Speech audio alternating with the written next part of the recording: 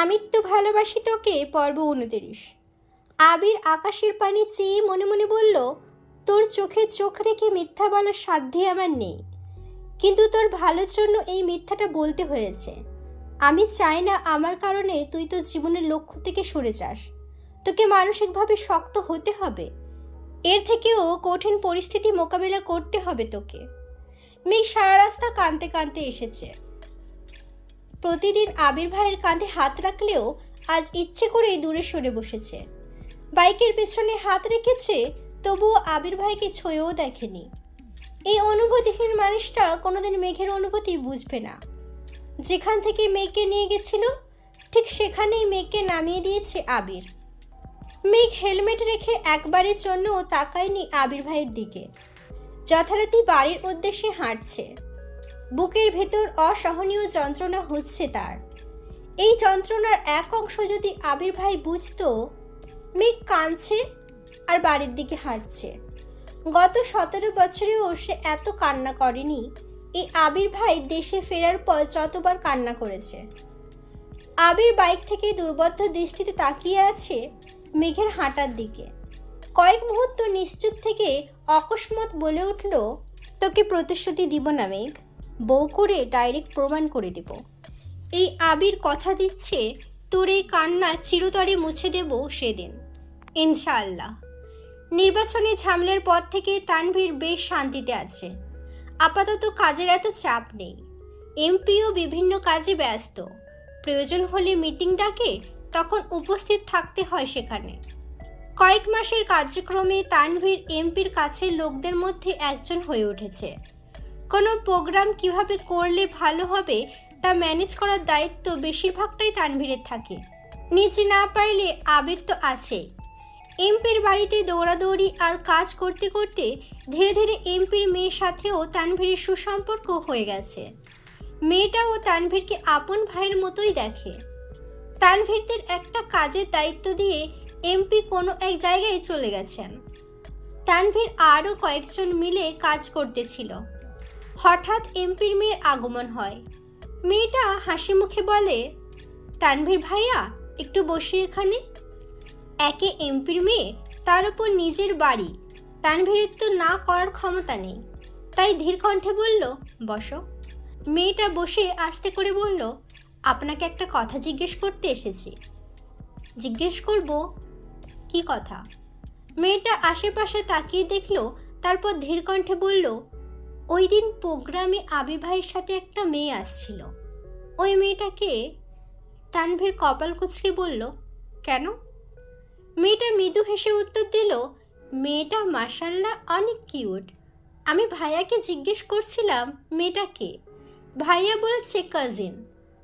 আপনি আর ভাইয়াও তো কাজিন, তাহলে মেয়েটা কি আপনার বোন?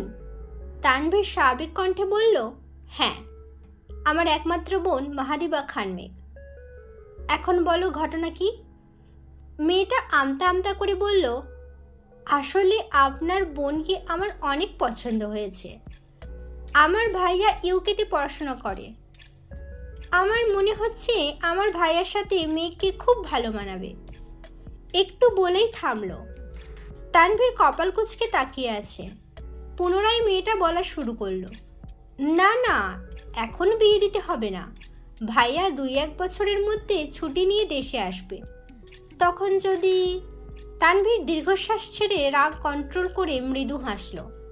তারপর শক্ত কণ্ঠে উত্তর দিল, আমায় বলেছ এখানেই থামো। ভাইয়া যদি এগুলো শোনে তো আল্লাহ জানে কি করবে।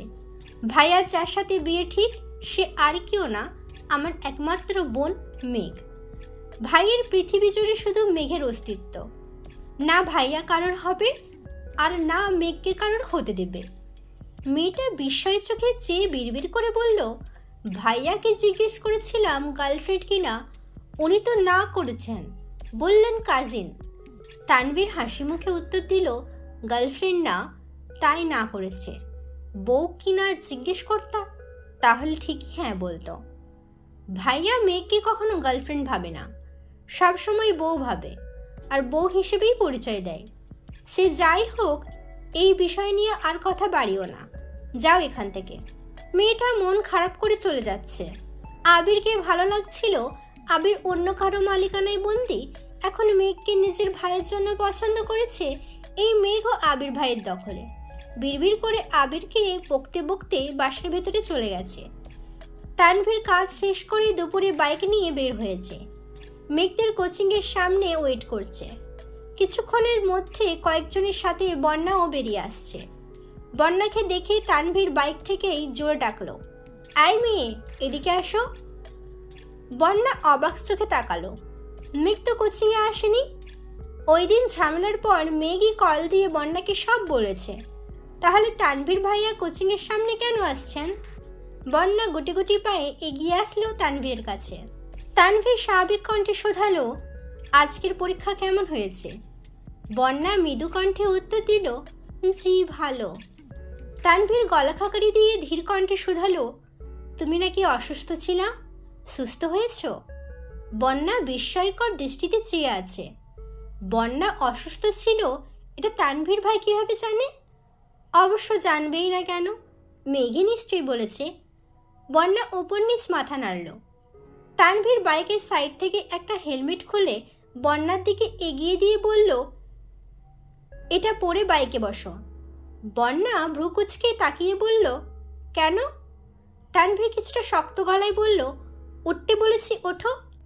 বন্যা তানভীর ভাই সম্পর্কে খুব ভালো করেই জানে, তাই তেরামি না করে চুপচাপ বসছে। তানভীর পেছনে নিজের ব্যাগ রেখে তারপর বসেছে, যেন গায়ে না লাগে।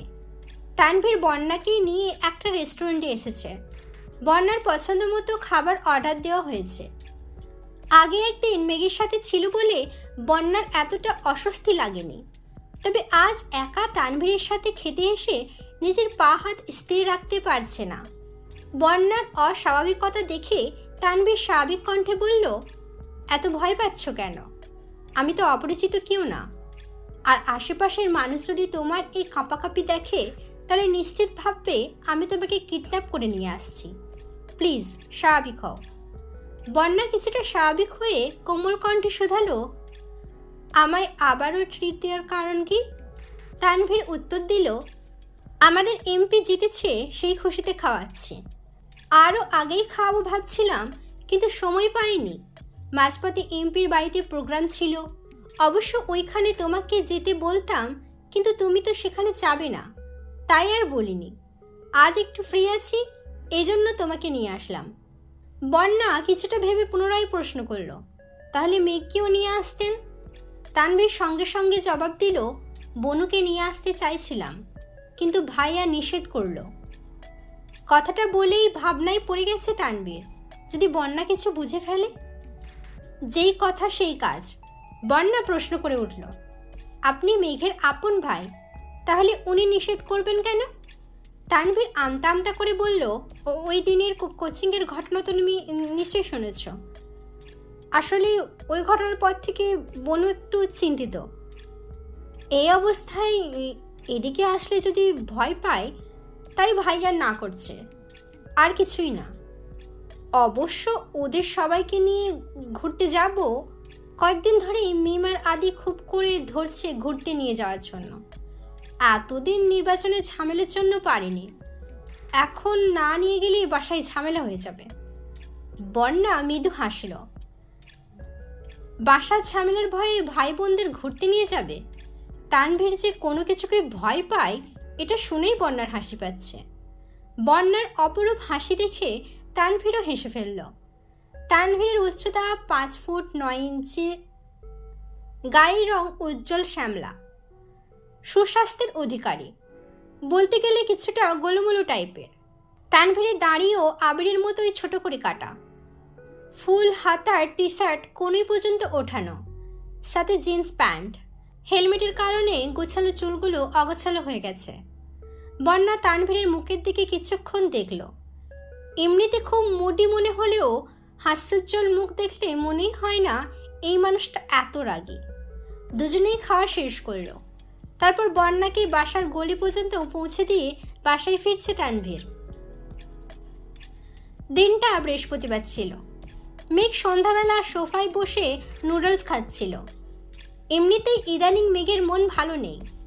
আবির ভাইয়ের মুখে সেদিনের না শব্দ শোনার পর থেকে মেঘ আর আবির ভাইয়ের সাথে কথা বলে না। আবিরও আগ বাড়িয়ে কথা বলতে আসে না। মেঘের নুডলস খাওয়ার মাঝে হালিমা খান হুট করে এসে মেঘের পাশে বসলেন। মেঘ অবাক চোখে চাইল বড় আম্মুর দিকে। তারপর ঠান্ডা কণ্ঠে শুধালো, কি হয়েছে বড় আম্মু? হালিমা খান উত্তেজিত কণ্ঠে বলা শুরু করলেন, হ্যাঁ রে মেঘ, মেয়েটা যে তোকে পড়ায় কি যেন নাম? মেঘ ভ্রু কুঁচকে উত্তর দিল, জান্নাত আপু। কেন?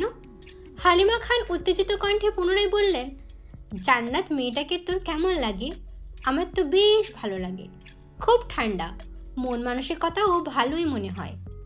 আমার মাথায় একটা চিন্তা ঘুরতেছে, আবিরের তো বিয়ের বয়স হয়ে গেছে, জান্নাতের সঙ্গেই তোর আবির ভাইকে মানাবে ভালো, তাই না? মেঘের মনে হচ্ছে মাথার উপরে অবস্থিত ছাদটা আকস্মাৎ মেঘের মাথায় ভেঙে পড়েছে। মেঘের বুকটা কেঁপে উঠল। যেই মেয়েকে নিয়ে নিজেই আতঙ্কে আছে, সেখানে বড় আম্মু ওই মেয়েকেই বউ করার কথা বলছে। এ যেন কাটা ঘায়ের নুনের ছিটে দেওয়ার মতো। মেঘ ঢোক গিলে নিজেকে স্বাভাবিক রাখার চেষ্টা করছে, কিন্তু চাইলেই কি আর সব কিছু লুকানো সম্ভব? যেই মানুষটার জন্য বুকের ভেতর এক আকাশ সমান ভালোবাসা, সেই মানুষটির বিয়ের কথা শুনছে তা অন্য মেয়ের সাথে। মেঘের চিৎকার করে কাঁদতে ইচ্ছে করছে।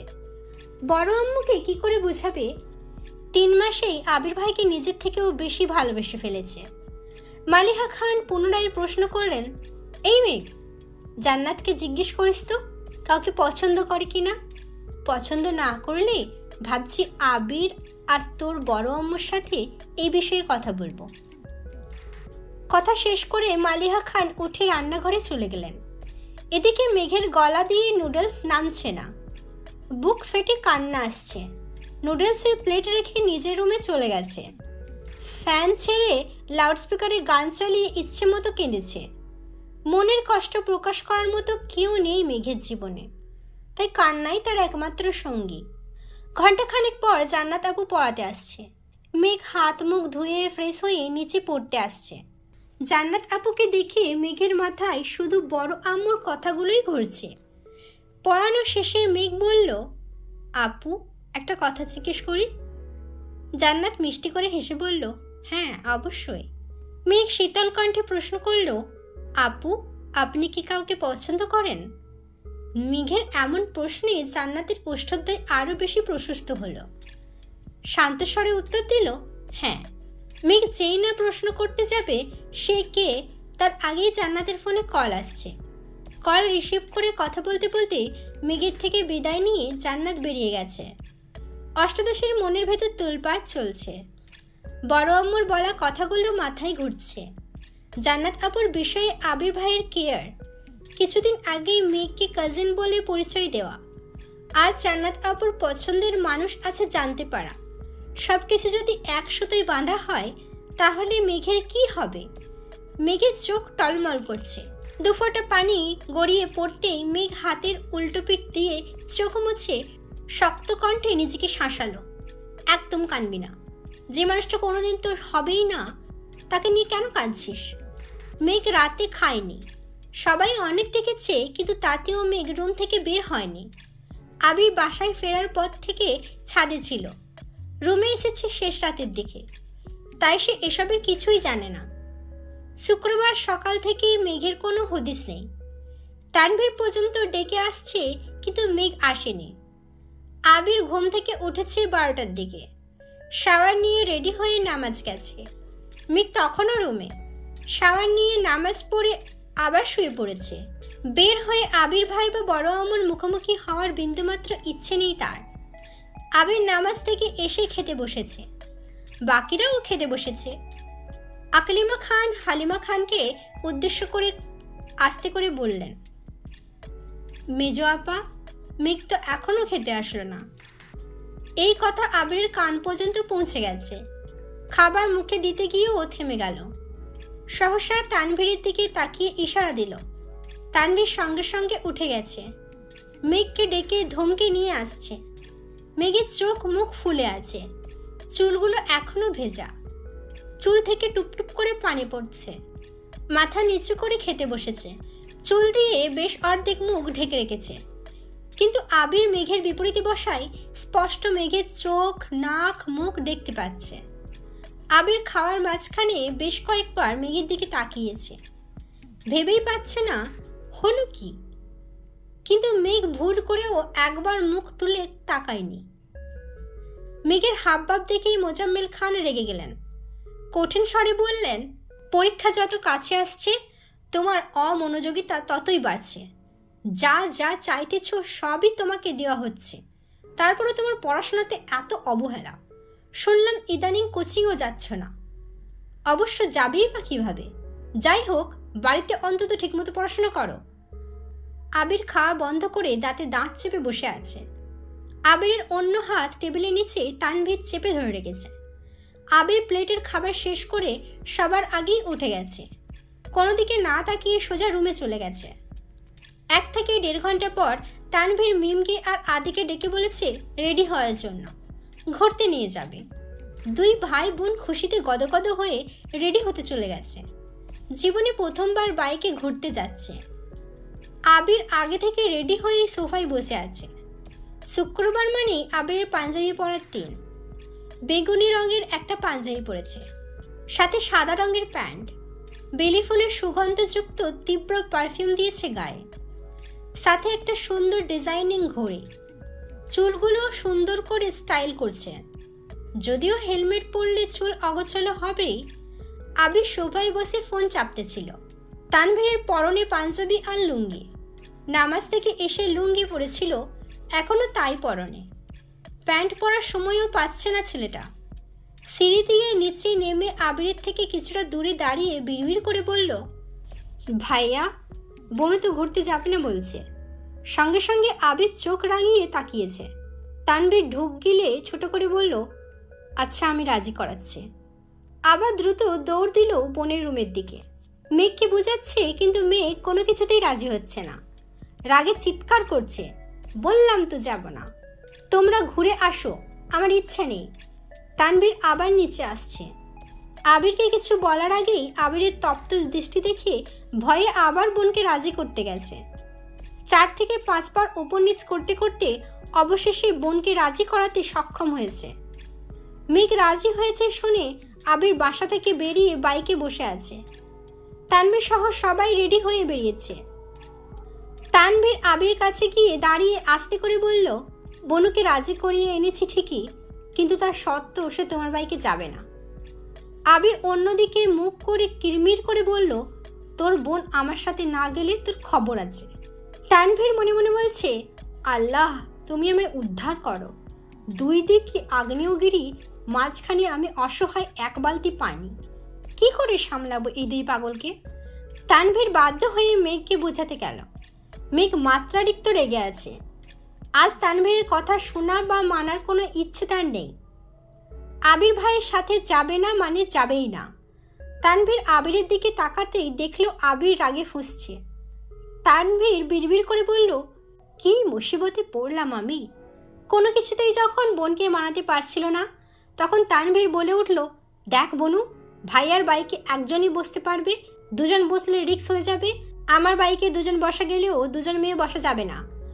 মিম জীবনে প্রথম বাইকে উঠবে, তোরা 2 জন একসাথে বসলে যদি অ্যাক্সিডেন্ট করে ফেলি। তাই বলছি তুই ভাইয়ের সাথে যা। মেঘ এপাশ ওপাশ মাথা নাড়িয়ে বলল, আমি এসব জানি না, আমি ওই বাইকে যাব না। তাহলে তোমরা ঘুরে আসো, আমি যাব না। তানভীর আঁতকে উঠে বলল, না তুই যাবি, প্লিজ, এটাই লাস্ট টাইম। এরপর থেকে আমিই তোকে নিয়ে যাব। এবারের মতো ভাইয়ার সাথে চলে যা। এই কথা বলে তো ফেলছে, কিন্তু ঘুরে ভাইয়ের দিকে তাকানোর সাহস পাচ্ছে না। কারণ এই কথা শুনে নিশ্চিতভাবে আবিরের রাগ দ্বিগুণ বেড়েছে। আর ভাইয়ের রক্তবর্ণের চোখে চোখ রাখার ক্ষমতা তানভীরের নেই। সে তো বোনকে বোঝানোর জন্য এই কথা বলছে, কিন্তু আবির তো এটা সহ্য করবে না। মেঘ শক্ত কণ্ঠে বলল, ঠিক আছে। তানভীর দীর্ঘশ্বাস ছেড়ে হাসল। বোনকে মানাতে পারছে এতেই শুক্রিয়া।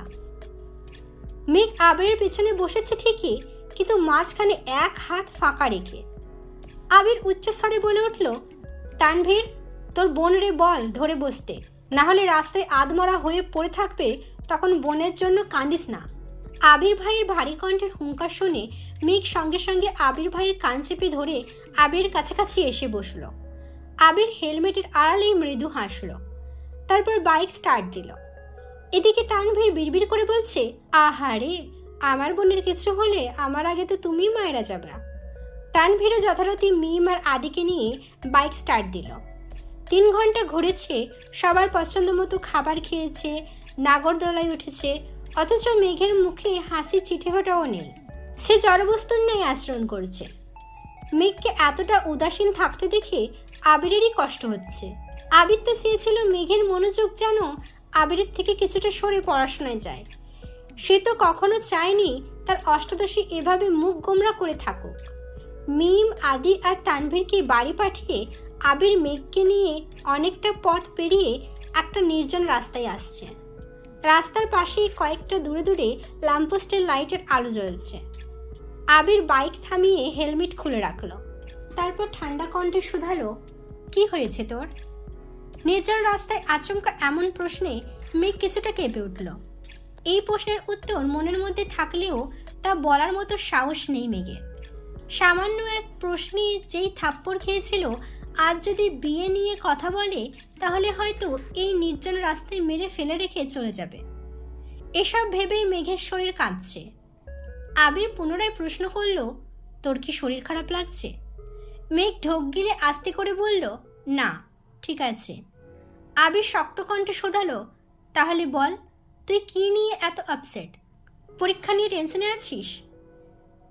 মেঘের মনে অন্য চিন্তা থাকা সত্ত্বেও ওপর নিচ মাথা নাড়ল। আবির ভারী কণ্ঠে বলা শুরু করলো, অ্যাডমিশন টেস্ট নিয়ে এত ভাবিস না।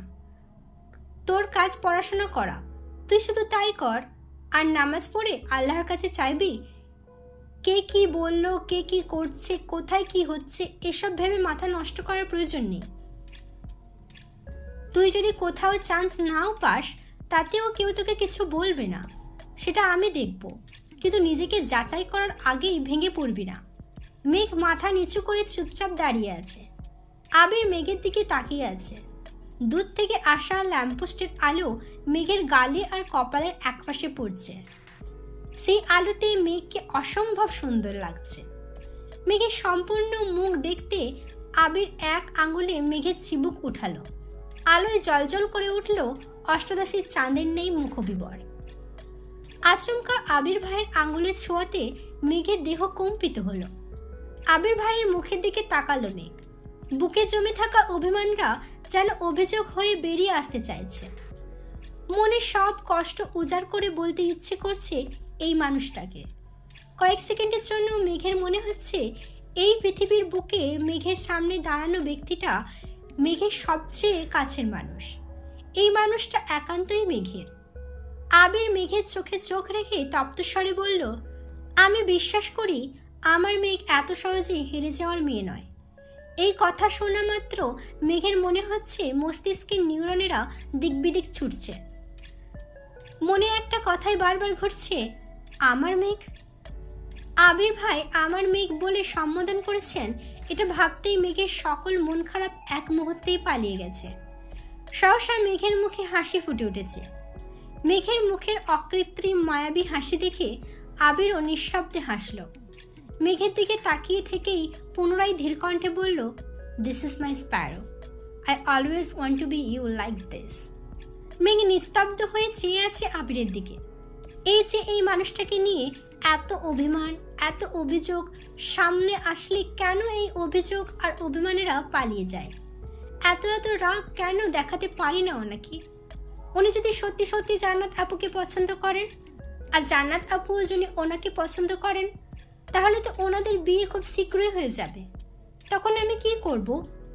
এই যে এই মানুষটা ছোট ছোট কথাতেই আমার সব রাগ গলে পানি হয়ে যায়, আবার নতুন করে ওনার প্রেমে হাবুডুবু খায়। উনি জান্নাত আপুকে বিয়ে করলে আমার কি হবে? তখনও কি ওনার প্রতি আমার এরকমের টান থাকবে, নাকি এখনের অনুভূতিগুলো তখন শুধু স্মৃতি হয়ে থাকবে? এসব ভাবতে ভাবতে মেঘ ঠোঁট ফুলিয়ে কান্না শুরু করে দিয়েছে। হঠাৎ কান্না দেখে আবির কিছুটা অবাক হয়ে গেছে। কিছুই তাই মাথায় ঢুকছে না। সে ভাবছিল শুধু এমপির বাড়ির ঘটনা থেকেই মেঘের মন খারাপ, আর বাকিটা পড়াশোনা নিয়ে। কিন্তু এই মন খারাপের সবটা জুড়ে যে জান্নাত, এটা আবির বুঝতেই পারছে না। আবির কিছুক্ষণ সময় নিয়ে চুপচাপ মেঘের দিকে তাকিয়ে আছে। একবারের জন্য কান্না থামতেও বলছে না। অনেকটা সময় কাঁদার পর মেঘ আবিরের মুখের দিকে তাকালো। একটা মেয়ে এভাবে কাঁদছে, অথচ এই মানুষটা কিছু বলছেনও না। এতক্ষণে তো অন্ততপক্ষে 4-5টা ধমক আর 2-1টা থাপ্পড় খেয়েই ফেলতো। তাহলে আজ এত নিশ্চুপ কেন উনি? এটা ভেবেই মেঘ তাকিয়েছে। ল্যাম্পপোস্টের আলোতে স্পষ্ট দেখা যাচ্ছে আবির মুচকি মুচকি হাসছে। মেঘ তাকাতেই আবিরের হাসির মাত্রা বেড়ে গেছে। মেঘ কপাল কুঁচকে চেয়ে রইল। গাল বেয়ে অনর্গল নোনা জল গড়িয়ে পড়ছে। এই যে মরার মতো এতক্ষণ যাবৎ কাঁদছে, আর এই ব্যাটার কি সুন্দর হাসছে। মেঘের মেজাজ আবার খারাপ হয়ে যাচ্ছে। মুখ ফুলিয়ে শ্বাস ছেড়ে আবিরের দিকে চেয়ে গম্ভীর কণ্ঠে প্রশ্ন করল, হাসছেন কেন? আবির হাসিটা একটু কমিয়ে উত্তর দিল, কাঁদলে তোকে অনেক সুন্দর লাগে তো, তাই। মেঘ রাগী ভাব নিয়ে বলল, কাঁদলে আবার কাউকে সুন্দর লাগে নাকি? আর তাই বলে আপনি এভাবে হাসবেন? আবির মৃদু হেসে উত্তর দিল, আসলে তোর বান্ধবীর থেকেও সুন্দর লাগছিল, তাই হাসি আটকাতে পারছিলাম না। মেঘ আঁতকে উঠে প্রশ্ন করল, বান্ধবী মানে? আবির সশব্দে হেসে উত্তর দিল, ওই যে শেওড়া গাছে যে থাকে তোর বান্ধবীটা, ওইটার থেকেও তোকে সুন্দর লাগছিল। মেঘ আশপাশে তাকাচ্ছে। এমনি অন্ধকার হয়ে গেছে চারপাশ। ল্যাম্পপোস্টের আলোতে রাস্তা আলোকিত থাকলেও রাস্তার আশেপাশে বিশাল গাছের ছায়া দেখে ভয় পেয়ে সঙ্গে সঙ্গে 2 হাতে আবিরের শার্ট খামচে ধরে আবিরের বুকে মুখ লুকিয়ে ফেলেছে। মেঘকে ভয় দেখানোর একমাত্র অস্ত্র হচ্ছে ভূত পেতনি, আর কোনো কিছুতেই ভয় পায় না মেয়েটা। আবির এটা খুব ভালো করেই জানে, এজন্যই ইচ্ছে করে মেঘকে খোঁচায়। আবির মেঘের পিঠে হাত রাখতে গিয়েও হাত সরিয়ে নিয়েছে। মনের বিরুদ্ধে নিজেকে কন্ট্রোল করা কতটা কষ্টের সেটা আবিরের থেকে ভালো কেউ জানে না। আবিরেরও ইচ্ছে করছে মেঘকে 2 হাতে ঝাপটে ধরতে, কিন্তু সব ইচ্ছে তো পূর্ণতা পায় না। আবির নিজেকে সংযত করে মুচকি হেসে প্রশ্ন করল, এই যে তুই হুট করে মরা কান্না জুড়ে দিস, আবার হুট করেই পাগলের মতো হাসতে থাকিস, তোর এমন আচরণেই মানুষ ভাববে তুই শেওড়া পাড়ায় থাকিস। মেঘ এখনো 2 হাতে শার্ট খামচে ধরে আছে। ভেজা কণ্ঠে বলল, এসব কথা বলবেন না প্লিজ। আবির মৃদু হেসে উত্তর দিল, তাহলে তুই বল কাঁদছিলিস কেন? তোরে কে কি বলে যে তুই এইভাবে কাঁদিস? এত আবেগ নিয়ে জীবন চলবে না মেঘ। কে কি বললো, কে কি করলো, কে কোথায় চান্স পেল, এসব ভেবে নিজেকে গুটিয়ে নিয়ে জীবনে কোনোদিন উন্নতি করতে পারবি না। জীবনে কন্ট্রোল করতে শিখতে হবে। মেঘ আবিরকে ছেড়ে একটু দূরে সরে মাথা নিচু করে দাঁড়িয়েছে। আবির ছোট করে ধমক দিল, তাকায় দিকে। মেঘ 1 সেকেন্ডের মধ্যে আবিরের চোখের দিকে তাকালো। আবির ঢোক গিলে শক্ত কণ্ঠে বলল, তোকে অনেক বেশি শক্ত আর সাহসী হতে হবে। আশপাশে তোকে কাঁদানোর জন্য হাজারো মানুষ থাকবে। তাদের কথায় তুই কেঁদেছিস মানে তারা জিতে গেল। এত সহজে অন্যকে জিততে দেওয়া কি ঠিক হবে? একটু থেমে পুনরায় বলল, জীবনে যাই হয়ে যাক, তবুও নিজের মনোবল ভাঙতে দেওয়া যাবে না। এখনো অনেক সত্যিই মুখোমুখি হওয়া বাকি। মেঘ কপাল কুঁচকে প্রশ্ন করল, কি এমন সত্যি? আবির স্বাভাবিক কণ্ঠে উত্তর দিল, এখন তো না জানলেও চলবে, দেরি হয়ে যাচ্ছে, বাসায় যেতে হবে। রবিবারে অফিস থেকে ফিরে ফ্রেশ হয়ে আবির সোফায় বসে আছে। কিছুক্ষণের মধ্যেই জান্নাত বাসায় ঢুকছে।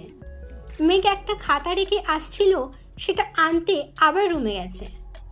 জান্নাতকে দেখে আবির হাতে কয়েকটা প্রশ্ন নিয়ে এগিয়ে গেল।